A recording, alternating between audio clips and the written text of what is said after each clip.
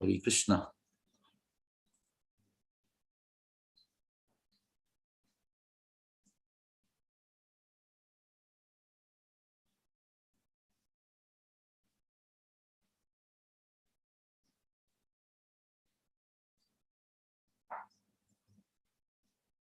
ಹರೇ ಕೃಷ್ಣ. ಎಲ್ಲರಿಗೂ ಸ್ವಾಗತ. ಶ್ರೀಮದ್ ಭಾಗವತಂ 3ನೇ ಸ್ಕಂದ 6ನೇ ಅಧ್ಯಾಯ ಶ್ಲೋಕ 9.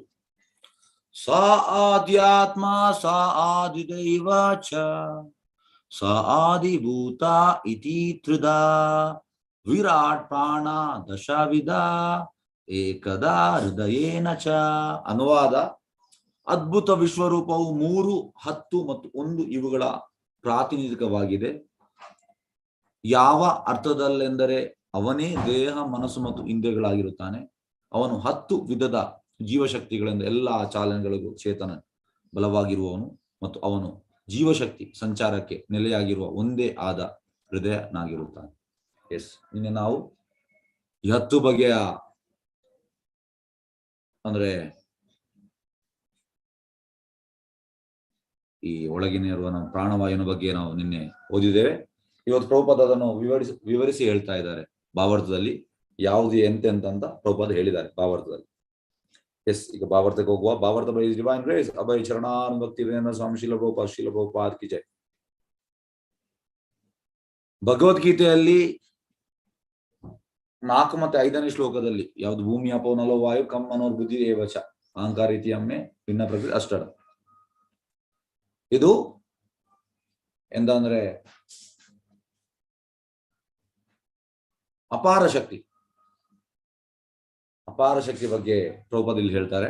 ಈಗ ನಾವು ಜೀವಿಗಳು, ನಾವು ಪರಾಶಕ್ತಿ, ನಾವು ಅಪರಾಶಕ್ತಿ ಅಲ್ಲ. ಅದು ನಾವು ಸುಪ್ರೀಂ ಪರ ಅಲ್ಲ. ಸುಪ್ರೀಂ ಪರ ಕೃಷ್ಣ. ಇಲ್ಲಿ ಈ ಅಪಾರ ಶಕ್ತಿಗಳನ್ನು ಉಪಯೋಗಿಸುವ ಜೀವಿಗಳು ಮೂಲತಃ ಪರಾಶಕ್ತಿಯಾಗಿ ಭಗವಂತನ ಅಂತರ್ನಿರ್ಮಿತಿಯಾಗಿವೆ. 8 ಬಗೆಯ ಅಪರಾಶಕ್ತಿಗಳು ಸ್ಥೂಲವಾಗಿ ಸೂಕ್ಷ್ಮವಾಗಿ ಕಾರ್ಯ ಮಾಡುತ್ತದೆ. ಅಂದ್ರೆ ಇದರಲ್ಲಿ ಭೂಮಿ ಅಪೋನಲೋ ವಾಯು ಕಂ ಇದು ಸ್ಥೂಲ, ಮತ್ತೆ ಮನಸ್ಸು ಬುದ್ಧಿ ಅಹಂಕಾರ ಇದು ಸೂಕ್ಷ್ಮ. ಸ್ಥೂಲ ಮತ್ತೆ ಸೂಕ್ಷ್ಮ 2 ಉಂಟು. ಅದನ್ನ ಇಲ್ಲಿ ಹೇಳ್ತಾ ಇದ್ದಾರೆ. ಸ್ಥೂಲ ಮೂಲಾಂಶಗಳಿಂದ ಪೃಥ್ವಿ ಮುಂತಾದ ಸ್ಥೂಲವಾಗಿ ಬಾಹ್ಯ ಶರೀರವಾಗಿ ಬಾಹ್ಯಕಾವಶದಿಂದ ಬರುವಂತದ್ದು ಹೌದು. ಈಗ ನಮ್ಗೆ ಶರೀರ ಇದು ಎಂತಂದ್ರೆ ಸ್ಥೂಲ, ಒಳಗಿರುವ ಆತ್ಮ ಸೂಕ್ಷ್ಮ. ಹಾಗಾಗಿ ಮನಸ್ಸು ಅಹಂಕಾರ ಶರೀರದ ಉಳಿದ ಉಡುಗೆಯಂತೆ ಇರುತ್ತದೆ. ಶರೀರದ ಚಲನೆಗಳು ಮೊದಲು ಉಂಟಾಗುವುದು ಹೃದಯದಿಂದ ಮತ್ತು ಶರೀರದ ಎಲ್ಲಾ ಚಲನೆಗಳು ಸಾಧ್ಯವಾಗುವುದು ಶರೀರದ ದಶವಿಧ ವಾಯುಗಳಿಂದ. ನೋಡಿ, ಈ ದಶವಿಧ ವಾಯುವನ್ನು ಪ್ರಭುಪಾದಲ್ಲಿ ಎಕ್ಸ್ಪ್ಲೇನ್ ಮಾಡ್ತಾರೆ. ಯಾವುದೆಲ್ಲ ದಶವಿಧ ವಾಯು? ಫಸ್ಟಿಗೆ ಉಸಿರಾಡುವಾಗ ಮೂಗಿನ ಮೂಲಕ ಬರುವಂತದ್ದು ಪ್ರಾಣವಾಯು 1. 2ನೇದು ಗುದ್ದದ ಮೂಲಕ ಬರುವಂತದ್ದು ಅಪಾನವಾಯು. 3ನೇದು ಜಠರದ ಆಹಾರವನ್ನು ಜೀರ್ಣಿಸುವಂಥದ್ದು, ಅದು ಸಮಾನ ವಾಯು. 4ನೇದು ಗಂಟಲಿನ ಮೂಲಕ ಸಾಗುವಂಥದ್ದು ಉದಾನ ವಾಯು. ಮತ್ತೆ ಶರೀರದ ಎಲ್ಲ ಕಡೆ ಸುತ್ತಾಡುವಂಥದ್ದು ವ್ಯಾನ ವಾಯು. ಇದು 5 ಆಯ್ತು. ಮತ್ತು ಉಳಿದ 5ರ ಬಗ್ಗೆ ಪ್ರಭುಪಾದಲ್ಲಿ ಹೇಳ್ತಾರೆ. ಉಳಿದ 5 ಯಾವುದೆಲ್ಲ ಅಂದ್ರೆ ನೆಕ್ಸ್ಟ್ ಈ ಕಣ್ಣು, ಬಾಯಿ ಮುಂತಾದ ತೆರೆಯಲು ಅನುಕೂಲ ಪಡಿಸುವ ವಾಯುವನ್ನು ನಾಗವಾಯು. ನೆಕ್ಸ್ಟ್ ಬರುವಂಥದ್ದು ಹಸಿವೆಯನ್ನು ಹೆಚ್ಚಿಸುವಂಥದ್ದು ಕೃಕರ ವಾಯು. ಸಂಕುಚಿತಗೊಳ್ಳಲು ಸಹಾಯ ಮಾಡುವಂಥದ್ದು ಕೂರ್ಮವಾಯು. ಮತ್ತೆ ಅಗಲವಾಗಿ ಬಾಯಿ ತೆರೆದು ಆಕಳಿಸಿ ಅದಕ್ಕೆ ದೇವದತ್ತ ವಾಯು. ಮತ್ತೆ ಪೋಷಣೆಗೆ ಸಹಾಯ ಮಾಡುವಂಥದ್ದು ಧನಂಜಯ ವಾಯು. ಈ ರೀತಿ 10 ವಾಯು ಬಗ್ಗೆ ಪ್ರಭುಪಾದಲ್ಲಿ ಹೇಳ್ತಾರೆ. ಈಗ ನೆಕ್ಸ್ಟ್ ಪ್ರಭುಪಾದ ಹೇಳುವಂತದ್ದು, ಈ ಎಲ್ಲಾ ವಾಯುಗಳು ಒಂದೇ ಆಗಿರುವ ಹೃದಯದ ಮಧ್ಯದಿಂದ ಉತ್ಪನ್ನವಾಗ್ತದೆ. ನೋಡಿ, ಎಲ್ಲವಾಗುವಂಥದ್ದು ಹೃದಯದಿಂದ. ಅಂದ್ರೆ ಸರ್ವಸ್ವ ಚಾಹಂ ಹೃದಯ ಸನ್ನಿವಿಷ್ಟೋ ಮತ್ತ ಸ್ಮೃತಿ ಜ್ಞಾನಂ ಅಪೋಹನಂಚ. ಅಂದ್ರೆ ಭಗವಂತನಿಂದ ಬರುವಂತದ್ದು. ಹೃದಯದಲ್ಲಿ ಪರಮಾತ್ಮ ಇದ್ದಾನೆ. ಪರಮಾತ್ಮ ಇದಕ್ಕೆಲ್ಲ ಚಾಲನೆ ಕೊಡುವವ ಅವ. ಅದಕ್ಕೆ ನೋಡಿ, ಈಗ ನೋಡಿ ಸಾಯುವಾಗ ಹೆಣಕ್ಕೆ ನಾವು ಹೋಗಿ ತುಳಸಿ ನೀರನ್ನ ಹಾಕ್ತೇವೆ. ಮತ್ತೆ ನಾವು ಪಾದಕ್ಕೆ ಈಗ ಪ್ರಣಾಮ ಮಾಡ್ತೇವೆ. ಆಕ್ಚುಲಿ ಮಾಡುದು ಯಾಕೆ ಪ್ರಣಾಮ? ಈಗ ದೇಹ ಇದು ಭೌತಿಕ ದೇಹ, ಇದಕ್ಕೆ ನಾವು ಯಾಕೆ ಪ್ರಣಾಮ ಮಾಡ್ಬೇಕು? ಯಾಕೆ ಮಾಡುದಂದ್ರೆ ಸಾಯುವಾಗ ಈ ತುಳಸಿ ನೀರಲ್ಲಿ ಕೊಡುವುದು ಎಂತಂದ್ರೆ ಪರಮಾತ್ಮ ಆ ದೇಹದಲ್ಲಿದ್ದ, ಬಿಟ್ಟು ಹೋದ.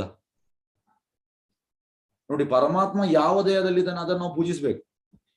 ಈಗ ನಮ್ಮ ದೇಹದಲ್ಲಿ ಪರಮಾತ್ಮ ಇದ್ದಾನೆ, ಈಗ ನಮ್ಗೆ ಗೊತ್ತಾಗುದಿಲ್ಲ, ಈಗ ನಮ್ಗೆ ಅದರ ಜ್ಞಾನ ಇಲ್ಲ. ಪರಮಾತ್ಮ ಇದ್ದಾನ ಅನ್ನೋದು ಜ್ಞಾನ ಇಲ್ಲ, ಅದು ಪರಮಾತ್ಮ ಇದ್ದಾನೆ.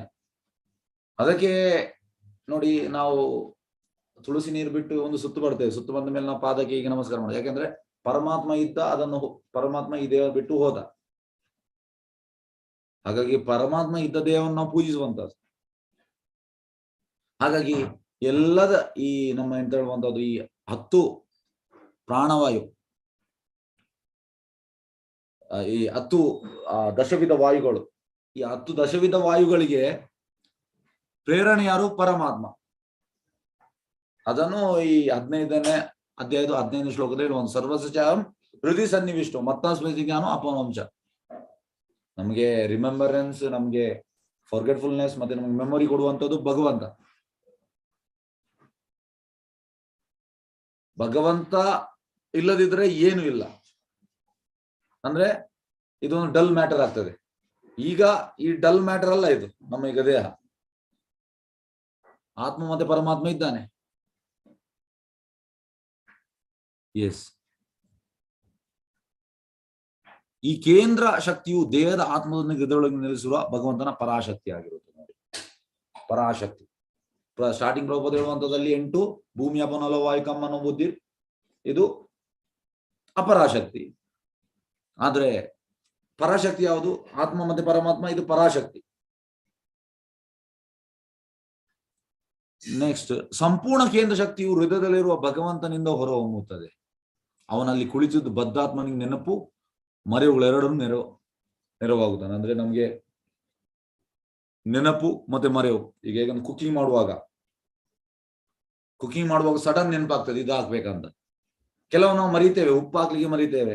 ಕೆಲವೊಮ್ಮೆ ಈ ಸ್ವೀಟಿಗೆ ಅಂತ ಅಂದ್ರೆ ಒಗ್ಗರಣೆ ಹಾಕ್ಲಿಕ್ಕೆ ನಾವು ಮರಿತೇವೆ. ಒಗ್ಗರಣೆ ಹಾಕೋದು ಅಂದ್ರೆ ಗೀಯಲ್ಲಿ ಕ್ಯಾಶ್ ಮತ್ತೆ ಇದು ಹಾಕುವಂಥದ್ದು. ನನಗೆ ಕೆಲವೊಮ್ಮೆ ಆಗಿದೆ ಹಾಗೆ, ಕೆಲವೊಮ್ಮೆ ಆಗಿದೆ. ತುಂಬಾ ಐಟಮ್ ಇರುವಾಗ ಅದು ಮರೀತದೆ. ಕೆಲವೊಮ್ಮೆ ಶುಗರ್ ಹಾಕ್ಲಿಕ್ಕೆ ಮರೀತದೆ. ಒಮ್ಮೆ ಆಗಿದೆ, ಸ್ವೀಟಿಗೆ ಶುಗರ್ ಹಾಕ್ಲಿಲ್ಲ, ಆದ್ರೆ ಅದು ಹಾಲು ತುಂಬಾ ಎಂತ ಹೇಳುವಂಥದ್ದು ಕಂಡೆನ್ಸ್ ಆಗಿತ್ತು, ಹಾಗಾಗಿ ಟೇಸ್ಟ್ ಇತ್ತು. ಆದ್ರೆ ಕೆಲವೊಮ್ಮೆ ನಾವು ಮರಿತೇವೆ. ಕೆಲವೊಮ್ಮೆ ನೆನಪಾಗ್ತದೆ, ಸಡನ್ ನೆನಪಾಗ್ತದೆ. ಎಸ್, ಎಂತಂದ್ರೆ ಈ ಪನ್ನೀರ್ ಬಟರ್ ಮಸಾಲ ಮಾಡುವಾಗ ಸಡನ್ ನೆನಪಾಗ್ತದೆ, ಕೋವಾ ಹಾಕ್ಬೇಕಂತ. ನನಗೆ ಕೆಲವೊಮ್ಮೆ ಆಗಿದೆ ನೆನಪು. ಹಾಗೆ ಸಡನ್ ನೆನಪು ಆಗುವಂಥದ್ದು, ನೆನಪು ಕೂಡ ಒಂದು ಭಗವಂತನೇ. ಮತ್ತೆ ಜ್ಞಾನ, ಕುಕಿಂಗ್ ಮಾಡ್ಬೇಕಿದ್ರೆ ನಮ್ಗೆ ಜ್ಞಾನ ಬೇಕು. ಹಾಗೆ ಒಟ್ಟು ಕುಕಿಂಗ್ ಮಾಡೋದಲ್ಲ, ಅದಕ್ಕೆ ಜ್ಞಾನ ಬೇಕು. ಸ್ವಲ್ಪ ನಮಗೆ ಅದರ ಬಗ್ಗೆ ತಿಳುವಳಿಕೆ ಬೇಕು. ಯಾವ ಟೈಮಿಗೆ ನಾವು ತೆಗಿಬೇಕು, ಯಾವ ಟೈಮಿಗೆ ನಾವು ಹಾಕಬೇಕು, ಈ ರೀತಿ ಜ್ಞಾನ ಬೇಕು. ಹಾಗಾಗಿ ಈ ಜ್ಞಾನ ಮೂರನ್ನು ಕೂಡ ಕೊಡುವಂಥದ್ದು ಭಗವಂತ. ನಮ್ಗೆ ರಿಮೆಂಬರೆನ್ಸ್, ಫಾರ್ಗೆಟ್ಫುಲ್ನೆಸ್ ಮತ್ತೆ ನಾಲೆಜ್. ಈಗ ನಾನು ಕುಕಿಂಗ್ ಎಕ್ಸಾಂಪಲ್ ಕೊಟ್ಟೆ, ಅದು ಕೊಡುವಂಥದ್ದು ಯಾರು? ಭಗವಂತ. ಎಷ್ಟೇ ದೊಡ್ಡ ಕುಕ್ ಆದ್ರೂ ಕೂಡ ಕೆಲವೊಮ್ಮೆ ಮಿಸ್ಟೇಕ್ ಆಗ್ತದೆ. ಕೆಲವೊಮ್ಮೆ ಉಪ್ಪು, ಈಗ ದೊಡ್ಡ ದೊಡ್ಡ ಕುಕಿಂಗ್ ಆಗುವಾಗ ಉಪ್ಪು ಕಡಿಮೆ ಆಗ್ತದೆ, ಕೆಲವೊಮ್ಮೆ ಜಾಸ್ತಿ ಖಾರ ಆಗ್ತದೆ. ಹಾಗಾಗಿ ಎಲ್ಲವೂ ಬರುವಂತದ್ದು ಭಗವಂತನಿಂದ. ಇಲ್ಲಿ ಪ್ರಭುಪಾದ ಅದನ್ನೇ ಹೇಳ್ತಾ ಇದ್ದಾರೆ. ಅವನು ಅಲ್ಲಿ ಕುಳಿತಿದ್ದು ಬದ್ಧಾತ್ಮನಿಗೆ ನೆನಪು ಮರೆವುಗಳೆರಡಕ್ಕೂ ನೆರವಾಗುತ್ತಾನೆ. ನೋಡಿ, ಬದ್ಧಾತ್ಮನಿಗೆ ನೆನಪು ಮತ್ತೆ ಮರೆವು ಕೊಡುವಂಥದ್ದು ಕೂಡ ಭಗವಂತನೇ. ಈಗ ನಾವು ಹೇಳ್ತೇವೆ ಹೆಚ್ಚಿನವರು, ಎಂತ ಭಾರತದಲ್ಲಿ 130 ಕೋಟಿ ಉಂಟು, ಎಲ್ಲರೂ ಕೃಷ್ಣ ಭಜನೆ ತಗೊಳ್ತಾ ಇಲ್ಲ, ತುಂಬಾ 1 ಲಕ್ಷ ಜನ ಮಾತ್ರ ತಗೊಂಡಿದ್ದಾರೆ. ಅದು ಅಂದ್ರೆ ಎಲ್ಲರಿಗೂ ಬರ್ಲಿಕ್ಕೆ ಆಗುದಿಲ್ಲ. ಬದ್ಧಾತ್ಮರಿಗೆ ಮರೆವು ಕೊಡುವಂಥದ್ದು ಕೂಡ ಭಗವಂತನೇ. ಈಗ ಬದ್ಧಸ್ಥಿತಿ ಉಂಟಾಗಲು ಕಾರಣ ಏನು? ಪ್ರಭುಪಾದಲ್ಲಿ ಹೇಳ್ತಾರೆ, ಭಗವಂತನಿಗೆ ಅಧೀನವಾಗಿರುವ ಸಂಬಂಧ ತನ್ನದು ಎಂಬುದನ್ನು ಆತ್ಮನು ಮರೆತಿರುವುದು. ನೋಡಿ, ಪ್ರಭುಪಾದ ಹೇಳುವಂತದ್ದು, the beauty of the soul is to become subordinate to the super soul. ಅಂದ್ರೆ ಆತ್ಮ ಪರಮಾತ್ಮನ ಅಧೀನದಲ್ಲಿ ಇರುವಂತದ್ದು ಅದಕ್ಕೆ ಚಂದ. ಈಗ ನಾವು ಕೆಲವು ಹೇಳ್ತೇವೆ ಎಂತಂದ್ರೆ, ತಂದೆ ಹೇಳಿದಾಗೆ ಇರುವಂತದ್ದು ಚಂದ ಅಂತ ನಾವು ಹೇಳ್ತೇವೆ. ಯಾಕೆಂದ್ರೆ ತಂದೆ ಎಲ್ಲ ಫೆಸಿಲಿಟಿ ಕೊಡ್ತಾರೆ, ಮತ್ತೆ ಅವನಿಗೆ ಎಲ್ಲ ಕೊಡ್ತಾರೆ. ಅವನಿಗೆ ಬೈಕ್ ಬೇಕಾ ಕೊಡ್ತಾರೆ, ಅವನಿಗೆ ಕಾಲೇಜಿಗೆ ಎಂತೆಲ್ಲ ಬೇಕು ಎಲ್ಲ ಕೊಡ್ತಾರೆ. ಯಾಕೆಂದ್ರೆ ತಂದೆ ಹೇಳಿದಾಗ ಕೇಳುವಂಥದ್ದು ಮಗ. ಅದೇ ತಂದೆ ಹೇಳಿದಾಗ ಕೇಳದಿದ್ರೆ ತಂದೆ ಕೊಡುವುದಿಲ್ಲ, ಬೈಕ್ ಹೇಳಿದ್ರು ಕೂಡ ಕೊಡುವುದಿಲ್ಲ, ಈಗ ಟೂರಿಗೆ ಹೋಗ್ಲಿಕ್ಕೆ ಪಿಕ್ನಿಕ್ ಕೊಡುವುದಿಲ್ಲ ತಂದೆ. ಆದ್ರೆ ಮಗ ತಂದೆ ಹೇಳಿದಾಗ ಕೇಳಿದ್ರೆ ಕೊಡ್ತಾರೆ, ಇಲ್ಲದೇ ಇಲ್ಲ. ಅದೇ ಪ್ರಭುಪಾದ ಹೇಳುವಂಥದ್ದು, ನಮ್ಮ ಬದ್ಧ ಸ್ಥಿತಿ ಉಂಟಾಗಲು ಕಾರಣ ಎಂತ? ನಾವು ಭಗವಂತನಿಗೆ ಅಧೀನವಾಗಿ ಇಲ್ಲ. The duty of the soul is to become subordinate to the super soul. Prabhupada ಹೇಳುವಂತ, ಯಾವಾಗ ನಾವು ಭಗವಂತನ ಅಧೀನದಲ್ಲಿ ಇರ್ತೇವೆ ಆಗ ನಾವು ಚಂದ ಕಾಣ್ತೇವೆ, ಇಲ್ಲದೆ ಚಂದ ಅಲ್ಲ. ಇಲ್ಲದೆ ನಮ್ಗೆ ಅಂತ ಈ ಪ್ರಕೃತಿ, ಭೌತಿಕ ಪ್ರಕೃತಿ ಅವಳು ನಮ್ಮನ್ನು ತಿಂದು ಬಿಡ್ತಾಳೆ, ಜಪಟೀಯತಾರೆ, ಚಟ್ನಿ ಮಾಡಿ ಬಿಡ್ತಾಳೆ. ಆದ್ರೆ ನಾವು ಭಗವಂತನ ಅಧೀನದಲ್ಲಿ ಇರುವುದಂದ್ರೆ ಭಗವಂತನಿಗೆ ಸೇವೆ ಮಾಡುವಂಥದ್ದು. ಈಗ ನಾವು ಭಗವಂತನ ಸೇವೆಯನ್ನು ಮಾಡ್ತಿದ್ದೇವೆ, ಅದಕ್ಕೆ ನಾವು ಇಲ್ಲಿ ಮೆಟೀರಿಯಲ್ ವರ್ಲ್ಡ್ ಅಲ್ಲಿ ಇದ್ದೇವೆ, ಬದ್ಧ ಸ್ಥಿತಿಯಲ್ಲಿ ಇದ್ದೇವೆ. ನಮ್ಮ ಬದ್ಧ ಸ್ಥಿತಿಗೆ ಮೂಲ ಕಾರಣ ಅಂತಂದ್ರೆ ನಾವು ಭಗವಂತನ ಸೇವೆಯನ್ನು ಬಿಟ್ಟಿದ್ದೇವೆ. ನಾವು ವಾಪಸ್ ಭಗವಂತನ ಸೇವೆ ಮಾಡ್ಬೇಕು. ಪ್ರಭುಪಾದಿದು ಉದ್ದೇಶ ಅದೇ. ಪ್ರಭುಪಾದಿ ಎಲ್ಲ ಭಾವಾರ್ಥ ಹೇಳುವಂತದ್ದು ಅಂದ್ರೆ ಸ್ಟಾರ್ಟ್ ಮಾಡ್ಬೇಕಂತೆ ನಾವು ಭಗವಂತನ ಸೇವೆ ಸಣ್ಣದಾದ್ರೂ ಸ್ಟಾರ್ಟ್ ಮಾಡ್ಬೇಕು. ಹೇಗೆ ನಾವು ಒಂದು ಸ್ಟೆಪ್ ಇಟ್ರೆ ಭಗವಂತ 10 ಸ್ಟೆಪ್ ಇಟ್ರೆ. ಭಗವಂತ ಯಾವಾಗಲೂ ಹೇಗೆ ನೋಡಿ, ಈಗ ನಾವು ಯಾರಿಗಾದ್ರೂ ಸಾಲ ಕೊಡ್ತೇವೆ, 1 ಲಕ್ಷ ಸಾಲ ಕೊಡ್ತೇವೆ. ಸಾಲ ಕೊಟ್ಟ ಮೇಲೆ ನಾವು ಯಾರಿಗೆ ಕೊಟ್ಟಿದ್ದೇವೆ ಅವ್ರದ್ದು ಯೋಚನೆ ಅಂತ ಅಂದ್ರೆ, ಎಸ್ ಅವ್ರದ್ದು ಸಾಲವನ್ನು ನಾನು ತೀರಿಸ್ಬೇಕು, ಅವ್ರದ್ದು ಯೋಚನೆ ಇರ್ತದೆ. ಮತ್ತೆ ಅವ್ರು ಕೊಡ್ತಾರೆ ನಿಮ್ಗೆ. ಈಗ ಹೇಳ್ತಾರೆ 6 ತಿಂಗಳಲ್ಲಿ ಕೊಡ್ತೇನೆ, ಕೆಲವೊಮ್ಮೆ 7 ತಿಂಗಳಲ್ಲಿ ಕೊಡ್ತಾರೆ, ನಿಮ್ಗೆ ಸಾಲ ಕೊಡ್ತಾರೆ. ಮತ್ತೆ ಅವರಿಗೆ ಯಾವಾಗಲೂ ಯೋಚನೆ ಇರ್ತದೆ, ನನಗೆ ಅಗತ್ಯಕ್ಕೆ ಅವ್ರು ಹೆಲ್ಪ್ ಮಾಡಿದ್ದಾರೆ, ನಾನು ಅವರಿಗೆ ಕೊಡ್ಬೇಕಂತ ಇರ್ತದೆ. ಇದು ವಿಚಾರ ಇರ್ತದೆ. ಈಗ ನೀವು ಅಂತಂದ್ರೆ ಫ್ರೆಂಡ್ಶಿಪ್ ಅಲ್ಲಿ ಇಲ್ಲ ರಿಲೇಷನ್ ಅಲ್ಲಿ ಇದೆಲ್ಲ ಇರ್ತದೆ ವ್ಯವಹಾರ. ಅದೇ ರೀತಿ ಭಗವಂತ ಕೂಡ ಹಾಗೆ ಅಂತೆ. ನೀವು 1 ಸ್ಟೆಪ್ ಇಟ್ರೆ ಭಗವಂತ 10 ಸ್ಟೆಪ್ ಇಡ್ತಾನೆ. ಭಗವಂತ ನಿಮ್ಗೆ ಹೇಗೆ ಸಹಾಯ ಮಾಡುದು ಅದೇ ಯೋಚನೆಯಲ್ಲಿ ಇರ್ತಾನೆ, ಅದೇ ಯೋಚನೆಯಲ್ಲಿ ಇರ್ತಾನೆ. ಈಗ ನೀವು ನೋಡಿ, ಈಗ ಇವತ್ತು 12th ಡೇ ನಮ್ಮ ಭಗವದ್ಗೀತೆ ಕ್ಲಾಸ್ ಇದು. Yes 12th day. ಇವತ್ತು ನಾವು ಪ್ರೆಸೆಂಟೇಶನ್ ಆಗ್ತೇವೆ, ಯಾವುದು ಡೊನೇಷನ್ ಆಗ್ತೇವೆ. ಈಗ ನನಗೆ ಒಂದು ಮಾತಾಜಿ ಹೇಳಿದ್ರು, ಇದು ಲಾಂಗ್ ಬ್ಯಾಕ್ 2020 ಅಲ್ಲಿ ಆಗಸ್ಟ್ ಅಲ್ಲಿ, ಅವರು 12th ಡೇ ಅಲ್ಲಿ ನಾನು ಪ್ರೆಸೆಂಟೇಶನ್ ಕಳಿಸಿದ್ದೇನೆ ಅವರಿಗೆ, ಹೀಗೆ ಟೆಂಪಲ್ಗೆ ಸಹಾಯ ಮಾಡಿ ಅಂತ, ಬೇರೆ ಬೇರೆ ಸೇವೆ. ಅವರು 20 ದಿವಸ ಡಿಸ್ಕಸ್ ಮಾಡಿದ್ದಾರೆ ಅಂತ ಗಂಡನ ಹತ್ರ. 20 ದಿವಸ 1,000 ಕೊಡ್ಬೇಕಂತ, 1,000 ಕೊಡ್ಲಿಕ್ಕೆ 20 ದಿವಸ ಡಿಸ್ಕಷನ್. ಕೊಡ್ಬೇಕಾ ಬೇಡವಾ, ಮತ್ತೆ ಫೈನಲ್ ಕೊಟ್ರು. ಮತ್ತೆ ಈಗ 2 ವರ್ಷದಿಂದ ಕ್ಲಾಸ್ ಅಲ್ಲಿ ಇದ್ದಾರೆ, ಈಗ ದೊಡ್ಡದ ಅಮೌಂಟ್ ಕೊಟ್ಟಿದ್ದಾರೆ, ಅದು ಬೇರೆ ವಿಷಯ. ಆದ್ರೆ ಈ ರೀತಿ ಡಿಸ್ಕಷನ್ ಆಯ್ತು ಅವ್ರು ಮತ್ತೆ ಅವರ ಗಂಡನ ಹತ್ರ. ಭಗವಂತ ಕೂಡ ಡಿಸ್ಕಷನ್ ಮಾಡ್ತಾನೆ. ಭಗವಂತ ಕೂಡ ನೀವು ಈಗ ಹೇಗಂದ್ರೆ, ನೀವು ಈಗ ಭಗವಂತನಿಗೆ ಕೊಟ್ರ ಮೇಲೆ ಭಗವಂತ ಯೋಚನೆ ಮಾಡ್ತಾ ಇರ್ತಾನೆ, ಎಸ್ ಇವನಿಗೆ ನಾನು ಹೇಗೆ ಕೊಡುವಂತದ್ದು ಪ್ಲಾನ್ ಆಗ್ತಾ ಇರ್ತದೆ ಭಗವಂತ. ಆದ್ರೆ ಭಗವಂತ ಕೊಡುವಾಗ ನಮ್ಮ ಹಾಗೆ ಅಲ್ಲ. ನಾವೀಗ ಯಾರಾದ್ರೂ ನಮಗೆ ಸಾಲ ಕೊಟ್ರೆ ನಾವು ಅವರಿಗೆ 1 ಲಕ್ಷಕ್ಕೆ 1 ಲಕ್ಷ ಕೊಡ್ತೇವೆ. ಭಗವಂತ 100 ಪಟ್ಟು ಜಾಸ್ತಿ ಕೊಡುವಂಥದ್ದು. ಇದು ಭಗವಂತನ ಯೋಚನೆ. ಭಗವಂತ ಕೂಡ ಪರ್ಸನ್. ಭಗವಂತನಿಗೆ ಕೂಡ ಥಿಂಕಿಂಗ್ ಉಂಟು, ಫೀಲಿಂಗ್ ಉಂಟು, ವಿಲ್ಲಿಂಗ್ ಉಂಟು. ನಮ್ಗೆ ಹೇಗೆ ಉಂಟು ಅದೇ ರೀತಿ ಅವನಿಗೆ ಕೂಡ ಉಂಟು. ಭಗವಂತ ರೆಸಿಪ್ರೋಕೇಟ್ ಮಾಡ್ತಾನೆ. ಆದ್ರೆ ನಾವು ಸ್ವಲ್ಪ ಮುಂದೆ ಹೋಗ್ಬೇಕು. ನಾವು 1 ಸ್ಟೆಪ್ ಇಟ್ರೆ ಭಗವಂತ ಇಡ್ತಾನೆ, ಇಲ್ಲದೇ ಇಡುವುದಿಲ್ಲ. ಭಗವಂತ ಯೋಚನೆ ಮಾಡ್ತಾ ಇರ್ತಾನೆ, ಇವನಿಗೆ ಹೇಗೆ ನಾನು ವ್ಯವಸ್ಥೆ ಮಾಡುವಂಥದ್ದು. ಅಂದ್ರೆ ಭಗವಂತನ ಯೋಚನೆ ಅಂತಂದ್ರೆ ಅವನ ಧಾಮಕ್ಕೆ ತರುವಂಥದ್ದು ಅವನ ಯೋಚನೆ. ಬ್ಯಾಕ್ ಟು ಗಾಡ್ ಅಂಡ್ ಮರಳಿ ದೇವೋತ್ತಮ ನಡೆಗೆ. ಇದೇ ಯೋಚನೆ ಭಗವಂತನ. ಹೇಗೆ ಇವನನ್ನು ಬದ್ಧ ಜೀವಿಯನ್ನು ನಾನು ಇಲ್ಲಿಂದ ನನ್ನ ಲೋಕಕ್ಕೆ ತರುವಂಥದ್ದು. ಅದಕ್ಕೆ ಶುದ್ಧ ಭಕ್ತರನ್ನು ಕಳಿಸುವಂಥದ್ದು. ಹೇಗಂದ್ರೆ ತುಂಬಾ ಶುದ್ಧ ಭಕ್ತರು ಬಂದಿದ್ದಾರೆ. ಈಗ ಪ್ರಭುಪಾದ್ ಗುರು ಶ್ರೀಲ ಭಕ್ತಿ ಠಾಕೂರ್, ಗೌರಕಿಶೋರದಾಸ್ ಬಾಬುಜಿ ಮಹಾರಾಜ್, ಭಕ್ತಿವಿನೋದ್ ಠಾಕೂರ್, ಜಗನ್ನಾಥ್ ದಾಸ್ ಬಾಬುಜಿ ಮಹಾರಾಜ್, ವಿಶ್ವನಾಥ್ ಚಕ್ರವರ್ತಿ ಠಾಕೂರ್, ಬಲದೇವ್ ವಿದ್ಯಾಭೂಷಣ್, ನರೋತ್ತಮ್ ದಾಸ್ ಠಾಕೂರ್, ಕೃಷ್ಣನಾಥ್ ಕವಿರಾಜ್ ಗೋಸ್ವಾಮಿ, ಲೋಕನಾಥ್ ಗೋಸ್ವಾಮಿ, ಇವರೆಲ್ಲರೂ ನಿತ್ಯ ಸಿದ್ಧರು. ಇವರನ್ನೆಲ್ಲ ಕೃಷ್ಣ ಚೈತನ್ಯ ಮಹಾಪ್ರಭು ಕಳಿಸಿದ್ದು, ಹೋಗಿ ಬದ್ಧ ಜೀವಿಗಳನ್ನು ಎಳ್ಕೊಂಡು ಬನ್ನಿ ಅಂತ. ಹಾಗಾಗಿ ಕೃಷ್ಣನ ಪ್ಲಾನ್ ಇದೆ. ಕೃಷ್ಣ ಹೇಗೆ ಅಂದ್ರೆ, ಈ ಬದ್ಧ ಜೀವಿಯನ್ನು ನಾನು ಹೇಗೆ ಈ ಭವ ಸಂಸಾರದಿಂದ ಹೇಗೆ ನಾನು ಮೇಲೆ ಎತ್ತುವಂಥದ್ದು, ಇದೇ ಪ್ಲಾನ್ ಅಲ್ಲಿ ಇರ್ತಾನೆ ಭಗವಂತ. ಅದಕ್ಕೆ ಅವ ಟೈಮ್ಗೆ ಜನರನ್ನು ಕಳಿಸ್ತಾ ಇರ್ತಾನೆ. ಅದರದ್ದು ಎಲ್ಲರೂ ಪ್ರಯೋಜನ ಪಡೆಯುವುದಿಲ್ಲ, ಕೆಲವು ಜನರು ಇದರ ಪ್ರಯೋಜನ ಪಡೀತಾರೆ. ಆದ್ರೆ ಪ್ರಭುಪಾದ ಹೇಳುವಂತದ್ದು ಎಲ್ಲರೂ ಕೃಷ್ಣ ಏಕೆಂದ್ರೆ ಅವರ ಡಿಸೈರ್ ಆಗಿರ್ತದೆ, ಶುದ್ಧ ಭಕ್ತರ ಡಿಸೈರ್ ಅಂತಂದ್ರೆ ಎಲ್ಲ ಜೀವಿಗಳು. ಒಮ್ಮೆ ಎಂತ ಆಗ್ತದಂದ್ರೆ ಪ್ರಭುಪಾದ್ ಶಿಷ್ಯ ಕೇಳುವಂತದ್ದು, ಪ್ರಭುಪಾದ್ ಈಗ ಎಲ್ಲರೂ ಕೃಷ್ಣ ಭಜನೆ ತಗೊಂಡ್ರೆ ಎಂತ ಆದೀತು, ಇಡೀ ವಿಶ್ವದಲ್ಲಿ ಎಲ್ಲರೂ ಕೃಷ್ಣ ಭಜನೆ ತಗೊಂಡ್ರೆ ಎಂತ ಆದೀತು. ಪ್ರಭುಪಾದ್ ಹೇಳ್ತಾರೆ, this material world will become Vaikuntha. ಇದು ವೈಕುಂಠ ಆಗ್ತದೆ, ಎಲ್ಲರೂ ತಗೊಂಡ್ರೆ ಒಳ್ಳೇದೇ. ಹೇಗಂದ್ರೆ ಯಮುನಾಚಾರ್ಯ ಮತ್ತೆ ರಾಮಾನುಜಾಚಾರ್ಯ, ಯಮುನಾಚಾರ್ಯ ಹಿಡಿದು ರಾಮಾನುಜಾಚಾರ್ಯ ಗುರು ಯಮುನಾಚಾರ್ಯ, ಆದ್ರೆ ಅವ್ರು ಮೀಟ್ ಆಗ್ಲಿಲ್ಲ.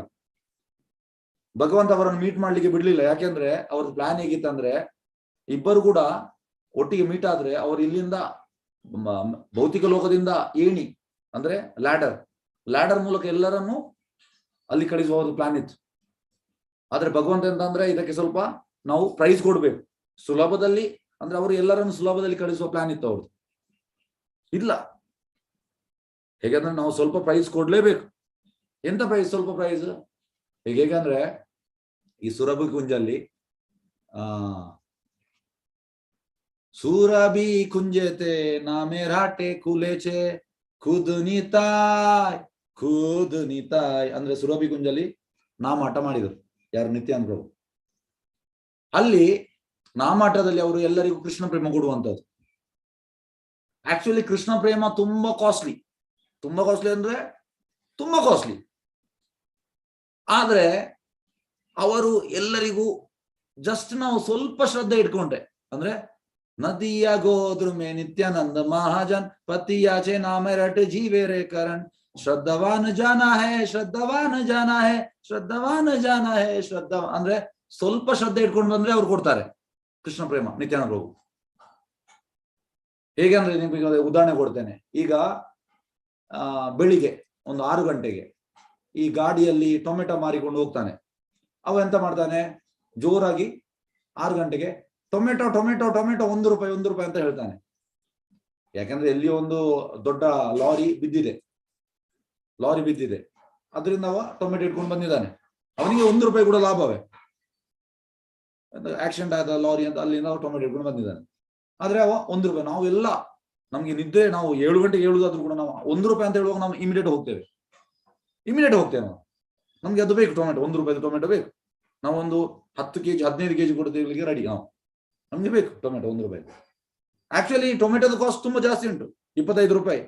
ಆದ್ರೆ ಅವನಿಗೆ ಯಾಕೆ ಸಿಕ್ಕಿದೆ ಅಂದ್ರೆ ಅಲ್ಲಿ ಗಾಡಿ ಬಿದ್ದು ಹಾಳಾಗಿದೆ, ಅದರಿಂದ ಅವ ತೆಗೆದು ಬಂದಿದ್ದಾನೆ, ಅವನಿಗೆ ಲಾಭವೇ. ಅದೇ ರೀತಿ ಆಕ್ಚುಲಿ ಕೃಷ್ಣ ಪ್ರೇಮದ ಕಾಸ್ಟ್ ತುಂಬಾ ಜಾಸ್ತಿ ಉಂಟು. ನಿತ್ಯಾನಂದ ಪ್ರಭು ನಮ್ಗೆ ಸ್ವಲ್ಪ ಶ್ರದ್ಧೆ ಇಟ್ರೆ ನಮ್ಗೆ ಕೊಡ್ತಾ ಇದ್ದಾರೆ. ಸ್ವಲ್ಪ ನಾವು ಶ್ರದ್ಧೆ ಇಟ್ರೆ ಇಲ್ಲ ತುಂಬಾ ಕಾಸ್ಟ್ಲಿ. ಹಾಗೆ ಭಗವಂತನು ಕೂಡ ಭಗವಂತ ಕೂಡ ನಮ್ಮೊಟ್ಟಿಗೆ ರೆಸಿಪ್ರೋಕೇಟ್ ಮಾಡ್ತಾನೆ. ನೀವು ಸ್ವಲ್ಪ ಎಂತ ಹೇಳುವಂತದ್ದು, ಸ್ವಲ್ಪ ಇಂಟ್ರೆಸ್ಟ್ ತಗೊಂಡ್ರೆ ಭಗವಂತ ಮತ್ತೆ ಇಂಟ್ರೆಸ್ಟ್ ತಗೊಳ್ತಾನೆ. ಭಗವಂತ ಅದಕ್ಕೆ ಬೇಕಾದ ಜನರನ್ನೆಲ್ಲ ಕಳಿಸ್ತಾನೆ. ಯಾವ ಟೈಮ್ಗೆ ಎಲ್ಲಿ ಯಾರನ್ನೆಲ್ಲ ಮೀಟ್ ಆಗ್ಬೇಕು ಎಲ್ಲ ವ್ಯವಸ್ಥೆ ಮಾಡ್ತಾನೆ. ಅದನ್ನ ನಾವು ಸ್ವಲ್ಪ ಇಂಟ್ರೆಸ್ಟ್ ತಗೊಳ್ಬೇಕು. ಅಂದ್ರೆ ಇನಿಷಿಯಲ್ ನಾವು ಒಂದು ಸ್ಟೆಪ್ ಇಡ್ಬೇಕು. ಎಸ್, ಹಾಗಾಗಿ ಇಲ್ಲಿ ಪ್ರಭುಪಾದ ಹೇಳುವಂತದ್ದು ಬದ್ಧಾತ್ಮನಿಗೆ ಬದ್ಧ ಸ್ಥಿತಿ ಉಂಟಾಗಲು ಕಾರಣವೆಂದರೆ ಭಗವಂತನಿಗೆ ಅಧೀನವಾದ ಸಂಬಂಧ ತನ್ನನು ಎಂಬುದನ್ನು ಆತ್ಮ ಮರೆತಿರುವುದು. ನೋಡಿ, ನಾವೀಗ ಮರೆತು ಬಿಟ್ಟಿದ್ದೇವೆ. ನಾವು ವಾಪಸ್ ಎಸ್ ಕೃಷ್ಣ ನಾನಿನ್ನ ಆಕ್ಚುಲಿ ನಾವು ಕೃಷ್ಣನ ಮಕ್ಕಳು.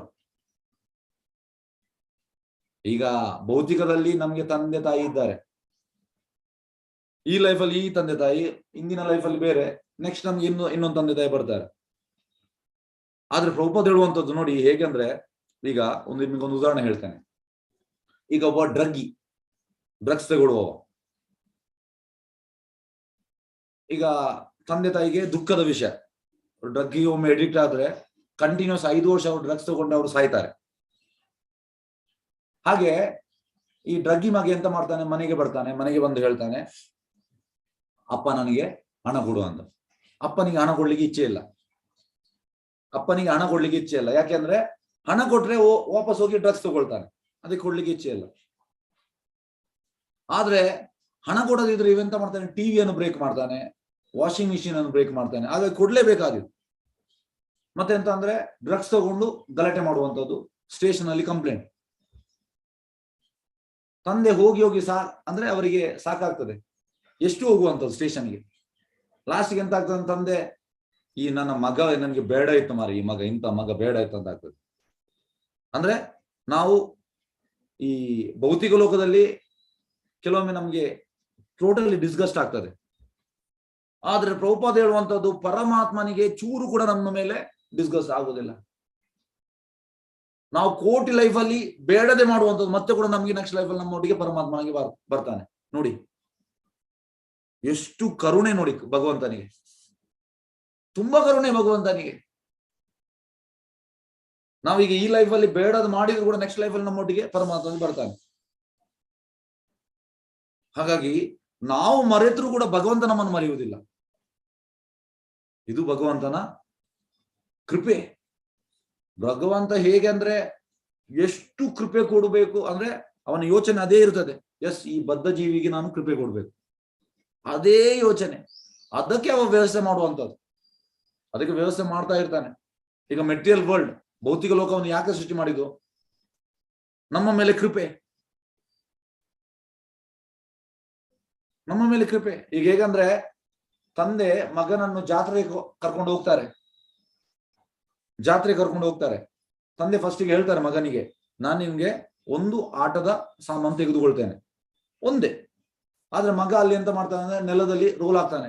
ಅಪ್ಪ ನನಗೆ ಈ ಬಸ್ ಬೇಕು, ಅಪ್ಪ ನನಗೆ ಲಾರಿ ಬೇಕು, ಅಪ್ಪ ನನಗೆ ಏರೋಪ್ಲೇನ್ ಬೇಕು, ಅಪ್ಪ ನನಗೆ JCB ಬೇಕು, ಅಪ್ಪ ನನಗೆ ಜೀಪ್ ಬೇಕು, ಎಲ್ಲ ಬೇಕು ಅವನಿಗೆ 15 ಆಟದ ಸಾಮಾನು. ತಂದೆ ಲಾಸ್ಟಿಗೆ ಕೊಡ್ತಾರೆ.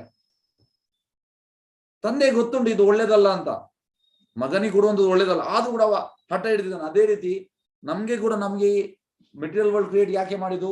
ನಮ್ಗೆ ಇಂಡಿಪೆಂಡೆಂಟ್ ಆಗಿ ಸುಖ ಮಾಡ್ಬೇಕು, ನಮ್ಗೆ ಸೆನ್ಸ್ ಗ್ರಾಟಿಫಿಕೇಶನ್ ಮಾಡ್ಬೇಕು, ಇಂದ್ರಿಯ ಸುಖ ಮಾಡ್ಬೇಕು. ಅದಕ್ಕೆ ಈ ಮೆಟೀರಿಯಲ್ ವರ್ಲ್ಡ್ ಅನ್ನು ಕ್ರಿಯೇಟ್ ಮಾಡಿದ್ದಾನೆ ಭಗವಂತ. ಈಗ ನಾವು ಎಂತ ಮಾಡ್ಬೇಕು? ನಾವು ನಮ್ಮ ಸಂಬಂಧವನ್ನು ಮರೆತು ಬಿಟ್ಟಿದ್ದೇವೆ, ವಾಪಸ್ ಸಂಬಂಧವನ್ನು ನಾವು ಬೆಳೆಸ್ಬೇಕು ಭಗವಂತ ನೋಡಿ. ಭಗವಂತ ರೆಡಿ ಇದ್ದಾನೆ, ನಾವು ರೆಡಿ ಇಲ್ಲ. ಭಗವಂತ ರೆಡಿ ಇದ್ದಾನೆ, ನಮ್ಮ ಶುದ್ಧ ಕರೆಗೆ ರೆಡಿ ಇದ್ದಾನೆ. ಅದು ನಮ್ಮ ಶುದ್ಧ ಕರೆ ಬರುವುದಿಲ್ಲ. ನಾವೀಗ ಎಂತಂದ್ರೆ ಶುದ್ಧ ಕರೆಯಲ್ಲಿ ಇಲ್ಲ ನಾವು. ಭಗವಂತನಿಗೆ ಎಸ್, ಭಗವಂತ ನನಗೆ ನಿನ್ನ ಸೇವೆ ಬೇಕು, ನಾನು ನಿನ್ನ ಸೇವೆ ಮಾಡ್ಲಿಕ್ಕೆ ಸಿದ್ಧ. ಏಕೆಂದ್ರೆ ಹನುಮಾನ್ ಹೇಳುವಂತದ್ದು, ಸದಾ ನಿನ್ನ ಸೇವೆಗೆ ನಾನು ಸಿದ್ಧ. ಇದು ಉನ್ನತ ಲೆವೆಲ್ದು ಕಾನ್ಶಿಯಸ್ನೆಸ್. ಅಂದ್ರೆ ಪ್ರಭುಪಾದ ಹೇಳುವಂತದ್ದು, ಈ ಅಥ್ಲೆಟ್ಸ್ ಹೇಗಿರ್ತಾರೆ? ಅವ್ರು 2 ಫಿಂಗರ್ ಅಲ್ಲಿ ಇರ್ತಾರೆ. ರೆಡಿ ಸ್ಟಡಿ ಗೋ ಅಂತ ಹೇಳುವಾಗ ಅವ್ರು ಓಡಿ ಆಯ್ತು. ಹೇಗಂದ್ರೆ ಹೀಗೆ ನಿಂತಿರ್ತಾರೆ, ಅಲ್ಲಿ ಕ್ಲಾಪ್ ಮಾಡುವಾಗ ರೆಡಿ ಸ್ಟಡಿ ಗೋ ಅಂತ ಹೇಳುವಾಗ ಅವ್ರು ಓಡಿ ಆಯ್ತು. ಅದೇ ರೀತಿ ನಾವು ಕೂಡ ಸೇವೆಗೆ ಆ ರೀತಿ ಇರ್ಬೇಕಂತೆ. ಯಾವಾಗ ಸೇವೆ ಬರ್ತದೆ ಟಪ್ಪ ರೆಡಿ ಸ್ಟಡಿ ಗೋ. ಹಾಗಾಗಿ ಈಗ ನಾವು ನಮ್ಮ ಸಂಬಂಧವನ್ನು ಕಟ್ಟಾಗಿದೆ, ಸಂಬಂಧ ವಾಪಸ್ ಮರುಸ್ಥಾಪನೆ ಆಗಬೇಕು. ಭಗವಂತನನ್ನು ಮರೆಯುವುದಕ್ಕೆ ಮುಂದುವರಿಸಲು ಬಯಸುವವನಿಗೆ ಜನ್ಮಾಂತರಗಳು ಹಾಗೆ ಮರೆಯುವುದಕ್ಕೆ ಭಗವಂತನ ಸಹಾಯ ಮಾಡುದು ನೋಡಿ. ಈಗ ನಾವು ಈಗ ಡಿಸೈಡ್ ಮಾಡಿದ್ರೆ ಭಗವಂತ ಮರಿತೇವೆ ಅಂತ, ಲೈಫ್ ಆಫ್ಟರ್ ಲೈಫ್ ಹಂದಿ ಆಗುವಂಥದ್ದು, ನಾಯಿ ಆಗುವಂಥದ್ದು, ಬೇರೆ ಬೇರೆ ಭಗವಂತ ವ್ಯವಸ್ಥೆ ಮಾಡ್ತಾನೆ. ಹೆಚ್ಚಿನವರು ಕಲಿಯುಗದಂದ್ರೆ ಕೃಷ್ಣನ ಮರೆತು ಬಿಟ್ಟಿದ್ದಾರೆ. ಎಸ್, ನೆಕ್ಸ್ಟ್ ಲೈಫ್ ಇನ್ನೊಂದು ಹುಟ್ಟು, ಪುನರಪಿ ಜನನಂ ಪುನರಪಿ ಮರಣಂ, ಎಗೇನ್ ಬಿಕಮ್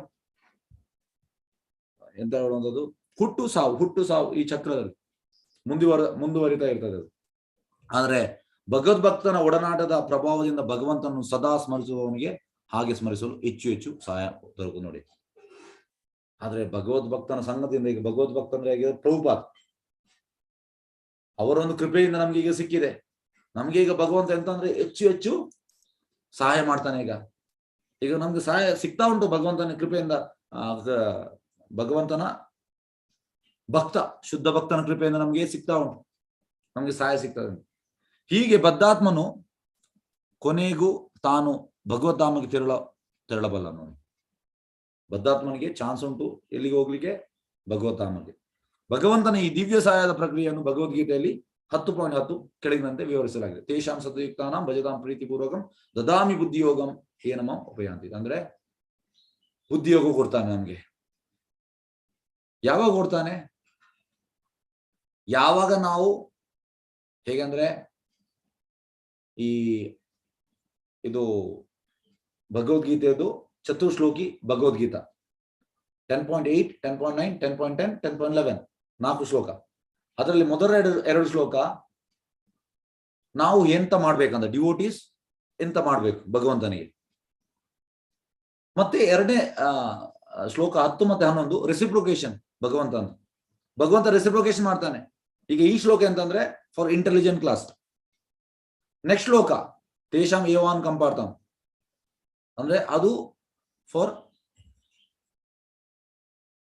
ಅಂದ್ರೆ ಅನ್ಎಜುಕೇಟೆಡ್ ಕ್ಲಾಸ್. ಇದು ಎಜುಕೇಟೆಡ್ ಕ್ಲಾಸ್, ಅದನ್ನ ಆದ್ರೆ ಕೃಷ್ಣ ಎಲ್ಲರಿಗೂ ಅಂದ್ರೆ ಎಜುಕೇಶನ್ ಬೇಕಂತಲ್ಲ, ನಮ್ಮ ಸೋಕಾಲ್ಡ್ ಎಜುಕೇಶನ್ ಬೇಕಂತಲ್ಲ. ಭಗವಂತ ಎಂತ ಮಾಡ್ತಾನೆ, ನಾವು ಸೀರಿಯಸ್ ಆದ ಕೂಡಲೇ ಒಳಗಿಂದ ನಮ್ಗೆ ಎಲ್ಲವನ್ನು ರಿವೀಲ್ ಮಾಡ್ತಾನೆ.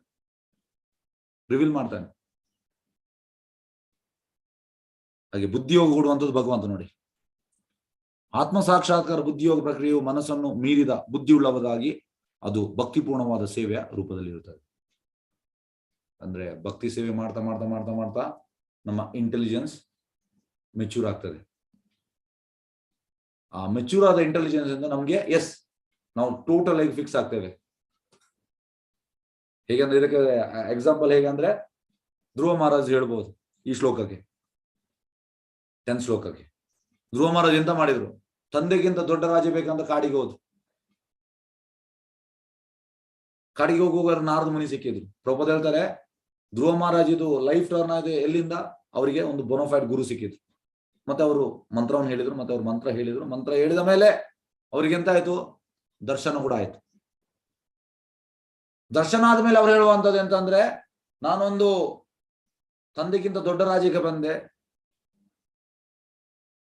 ನಾನು ಗಾಜಿನ ತುಂಡಿಗೆ ಬಂದೆ, ಈಗ ನನಗೆ ಡೈಮಂಡ್ ಸಿಕ್ಕಿದೆ, ನನಗೇನು ಬೇಡ. ಹಾಗಾಗಿ ಬುದ್ಧಿಯೋಗ ಅಂದ್ರೆ ಇಂಟೆಲಿಜೆನ್ಸ್ ಅಂದ್ರೆ ಸ್ಪಿರಿಚುವಲ್ ಇಂಟೆಲಿಜೆನ್ಸ್. ಈ ಮೆಟೀರಿಯಲ್ ಇಂಟೆಲಿಜೆನ್ಸ್ ನಾವು ಎಂತ ಕೇಳುವಂಥದ್ದು? ಧನಂ ದೈ, ಪುತ್ರಂ ದೈ, ಆ ದೈ, ಈ ದೈ ಕೇಳ್ತೇವೆ. ಸ್ಪಿರಿಚುವಲ್ ಇಂಟೆಲಿಜೆನ್ಸ್ ಅದು ಕೇಳುವುದಲ್ಲ. ಸ್ಪಿರಿಚುವಲ್ ಇಂಟೆಲಿಜೆನ್ಸ್ ನಾವು ಕೇಳುವುದು ಅಂತಂದ್ರೆ, ಭಗವಂತ ನಾನಿನ್ನ ಪಾದದಲ್ಲಿ ಟೋಟಲಿ ಫಿಕ್ಸ್ ಆಗ್ಬೇಕು, ನನಗೆ ನಿನ್ನ ಸೇವೆ ಬೇಕು, ಜನ್ಮ ಜನ್ಮಾಂತರ ನನಗೆ ನಿನ್ನ ಸೇವೆ ಬೇಕು, ನನಗೆ ಭೌತಿಕ ಯಾವುದು ಬೇಡ. ಇದು ಸ್ಪಿರಿಚುವಲ್ ಇಂಟೆಲಿಜೆನ್ಸ್. ಹಾಗಾಗಿ ಬುದ್ಧಿಯೋಗ ಪ್ರಕ್ರಿಯೆಯು ಮನಸ್ಸನ್ನು ಮೀರಿದ ಬುದ್ಧಿಯುಳ್ಳವರಾಗಿ ಅದು ಭಕ್ತಿಪೂರ್ಣವಾದ ಸೇವೆಯ ರೂಪದಲ್ಲಿ ಇರುತ್ತದೆ. ಅಂತ ಬುದ್ಧಿಯೋಗದಿಂದ ಮಾತ್ರ ವಿಶ್ವದಲ್ಲಿ ಭೌತಿಕ ಬಂಧನದಿಂದ ಬದ್ಧ ಸ್ಥಿತಿಯಿಂದ ಪಾರಾಗಲು ಸಾಧ್ಯ. ಭಕ್ತಿಪೂರ್ಣವಾದ ಸೇವೆ ಬುದ್ಧಿಯೋಗ ಅಂದ್ರೆ ಅದು. ಬುದ್ಧಿಯೋಗ ಅಂದ್ರೆ ಎಂತ ಹೇಳುವಂತದ್ದು? ದೊಡ್ಡ ದೊಡ್ಡ ಹಣ ಮಾಡುವುದು ಇದಲ್ಲ ಬುದ್ಧಿಯೋಗ ಅಲ್ಲ. ಅದು ಎಲ್ಲರಿಗೂ ಮಾಡ್ಬೋದು. ಪ್ರೀವಿಯಸ್ ಲೈಫ್ ಇದು ಕರ್ಮ, ಒಂದು ಪುಣ್ಯ ಒಳ್ಳೆ ಮಾಡಿದಾನೆ ಲಾಸ್ಟ್ ಲೈಫ್ ಅಲ್ಲಿ, ಈಗ ಅವ ಸಿಗ್ತಾ ಉಂಟು. ಇದು ಬುದ್ಧಿಯೋಗ ಅಲ್ಲ. ಬುದ್ಧಿಯೋಗ ಅಂದ್ರೆ ಭಕ್ತಿಪೂರ್ಣವಾದ ಸೇವೆ. ಜೀವಿಯ ಬದ್ಧ ಸ್ಥಿತಿಯು ಭಾರಿ ಯಂತ್ರವೊಂದರ ತಳದಲ್ಲಿ ಸಿಕ್ಕಿಕೊಂಡವನಂತೆ ಇರುತ್ತದೆ. ಊಹಾತ್ಮಕ ಚಿಂತನೆಯಲ್ಲಿ ಇರತಕ್ಕದ್ದು ಎಷ್ಟೋ ಜನ್ಮಗಳ ಊಹಾಪಗಳು ತೊಳಲಿ ನೋಡಿ. ಹೇಗಂದ್ರೆ ಈ ಜ್ಞಾನಿಗಳು ತುಂಬಾ ಲೈಫ್ ಜ್ಞಾನಿಯಾಗಿ ಹುಟ್ಟಿ ಹುಟ್ಟಿ ಹುಟ್ಟಿ ಮತ್ತೆ ಬರುವಂಥದ್ದು ಎಂತ? ಬಹುನಾಂ ಜನ್ಮನಾಮಂತೆ ಜ್ಞಾನವಾನ್ ಮಾಂ ಪ್ರಪದ್ಯತೆ ವಾಸುದೇವ ಸರ್ವಮಿತಿ ಸಾ ಮಹಾತ್ಮ ಸುದುರ್ಲಭ.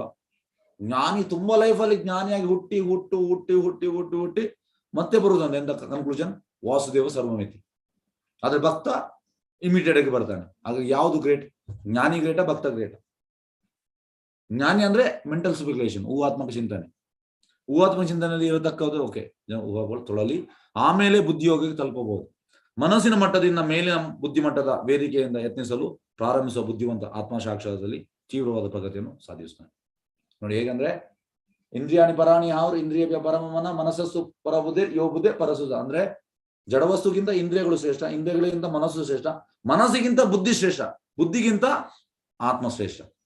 ಹಾಗಾಗಿ ಯಾವಾಗ ನಾವು ನಮ್ಮ ಇಂದ್ರಿಯಗಳನ್ನು ಭಗವಂತನ ಸೇವೆಯಲ್ಲಿ ತೊಡಗಿಸ್ತೇವೆ, ಆಗ ಬುದ್ಧಿ ಚುರುಕಾಗ್ತದೆ, ಮನಸ್ಸು ಹರಾಸ್ ಮಾಡುವುದಿಲ್ಲ, ಮನಸ್ಸು ಹತೋಟಿಯಲ್ಲಿ ಇರ್ತದೆ. ಬುದ್ಧಿವಂತ ಆತ್ಮ ಸಾಕ್ಷಾತ್ಕಾರದಲ್ಲಿ ತೀವ್ರವಾದ ಬಗ್ಗೆ. ಏಕೆಂದ್ರೆ ಬುದ್ಧಿಯೋಗದ ಪ್ರಕ್ರಿಯೆಯಿಂದ ಎಂದಿಗೂ ಕೆಡುಕಿನ ಅಥವಾ ಇಂಜರಿಗೂ ಭಯವಿರುವುದಿಲ್ಲ. ಭಗವದ್ ದೃಢಪಡಿಸುವಂತೆ 2.40 ಅಂದ್ರೆ ಸ್ವಲ್ಪ ಮನಸ್ಸಿ ಧರ್ಮಸೆ ತ್ರಾಯತೋ ಮಹತೋ ಭಯ. ಕೃಷ್ಣ ಪ್ರಜ್ಞೆಯಲ್ಲಿ ನೀವು 1% ಮಾಡಿದ್ರೆ ನೆಕ್ಸ್ಟ್ ಲೈಫ್ 2% ಸ್ಟಾರ್ಟ್. ಲಾಸ್ ಇಲ್ಲ, ಕೃಷ್ಣ ಪ್ರಜ್ಞೆಯಲ್ಲಿ ಲಾಭವೇ. ಅದು ಆತ್ಮಸಾಕ್ಷ ಸುಭದ್ರವಾದ ಮಾರ್ಗವಾಗಿದೆ. ಹೂವಾತ್ಮಕ ಚಿಂತನೆಯಲ್ಲಿ ತೊಳಲುವವರು ಒಂದೇ ಮರದಲ್ಲಿ ಕುಳಿತ 2 ಪಕ್ಷಿಗಳೆಂದರೆ ಆತ್ಮ ಮತ್ತು ಪರಮಾತ್ಮ ಎಂದು ತಿಳಿಯಲಾರು. ಆಕ್ಚುಲಿ ಇದು 18.61 ಶ್ಲೋಕದಲ್ಲಿ ಹೇಳುವಂತ ಎಂತಂದ್ರೆ, ಯಂತ್ರ ರೂಢಾಣಿ ಮಾಯ ಅಂದ್ರೆ 2 ಪಕ್ಷಿಗಳು ಉಂಟು ಒಂದು ಮರದಲ್ಲಿ. ಒಂದು ಮರ ತಿನ್ನುವಂಥದ್ದು, ಒಂದು ಪಕ್ಷಿ ತಿನ್ನುವಂಥದ್ದು, ಇನ್ನೊಂದು ಪಕ್ಷಿ ನೋಡುವಂಥದ್ದು. ಇನ್ನೊಂದು ಪಕ್ಷಿ ನೋಡುವಂತ ಪಕ್ಷಿ ಯಾವುದು? ಪರಮಾತ್ಮ. ತಿನ್ನುವಂಥದ್ದು ನಾವು ಆತ್ಮ. ಪರಮಾತ್ಮ ಇದ್ದಾನೆ, ನೋಡ್ತಾ ಇದ್ದಾನೆ, ನಾವು ಎಂತೆಲ್ಲ ಮಾಡ್ತಾ ನೋಡ್ತಾ ಇದ್ದಾನೆ. ಸಾಕ್ಷಿ ರೂಪದಲ್ಲಿ ಅಕ್ಕಿಯು ವ್ಯಾಮೋಹವಿಲ್ಲದೆ ಹಣ್ಣು ತಿನ್ನುವ ಅಕ್ಕಿಗೆ ಫಲಪ್ರದ ಚಟುವಟಿಕೆಗಳಿಗೆ ಸಹಾಯ ಮಾಡುತ್ತದೆ.